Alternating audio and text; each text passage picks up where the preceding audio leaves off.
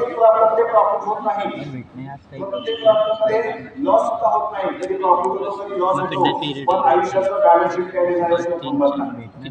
प्रॉब्लेममध्ये प्रॉफिट हो किंवा लॉस हो, बॅलन्स शीट मधलं आपलं टॅलीच होत असतं. म्हणजे स्वामी विवेकानंद आपल्याला सांगतात, उठा, जागे व्हा आणि ध्येय प्राप्ती झाल्याशिवाय थांबू नका.